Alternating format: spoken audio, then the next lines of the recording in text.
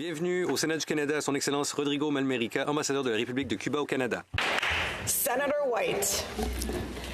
Sénatrice White, honorable collègue, je prends la parole aujourd'hui pour réfléchir aux relations de longue date entre le Canada et Cuba. Et alors nous parlons, Cuba est confronté à de graves pénuries de nourriture, de carburant, de médicaments et d'électricité. Les hôpitaux ont du mal à maintenir les services de base. Les familles subissent des coupures de courant prolongées. Les produits de première nécessité sont rationnés.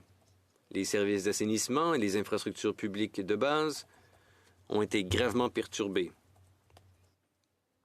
L'accès de plus en plus limité aux produits de première nécessité exerce une pression supplémentaire sur les familles. Ces difficultés, qui vont croissantes, ont touché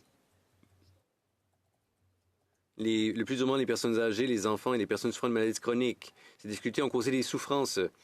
Les facteurs qui contribuent à cette situation sont complexes et comprennent les vulnérabilités économiques, structurelles, les perturbations de la chaîne d'approvisionnement mondiale et l'accès limité au financement international.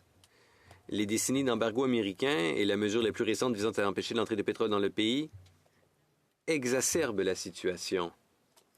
Les Nations unies nous ont avertis. Elles ont dit que Cuba pourrait connaître un effondrement humanitaire et que des millions de personnes souffriraient si les besoins fondamentaux en carburant n'étaient pas satisfaits. Francisco Pichon, le plus haut responsable des Nations unies à Cuba, a décrit un mélange de résilience, mais aussi de chagrin, de tristesse et d'indignation. Il y a une certaine inquiétude quant à l'évolution de la situation dans la région sur le terrain à Cuba. Le Canada entretient des relations diplomatiques ininterrompues avec Cuba depuis 1945. Au cours des 8 dernières décennies, depuis 80 ans, sénateur, nos deux pays ont entretenu des relations fondées sur le dialogue, le respect mutuel et la coopération, même en période de changement et d'incertitude à l'échelle mondiale.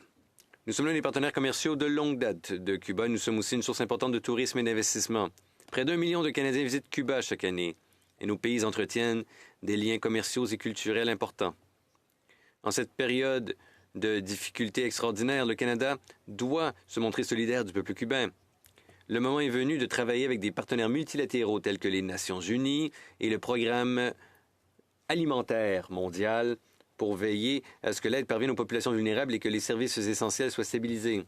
Il ne s'agit pas ici, sénateur, de choisir son camp selon un débat idéologique. C'est plutôt de faire le choix de l'humanité. Dans le fond, c'est une question qui touche les personnes, les familles qui sont à la recherche de stabilité et qui recherchent la satisfaction de leurs besoins fondamentaux, des familles qui veulent saisir l'occasion d'aller de l'avant dans la dignité. Le rôle du Canada doit rester fondé sur des principes humanitaires, sur un engagement constructif, sur un dialogue ouvert, et tout en étant axé à sur la recherche plutôt de solutions pratiques. Merci, Votre Excellence, d'être des nôtres et de nous aider à faire la lumière sur la réalité humanitaire à Cuba. Merci.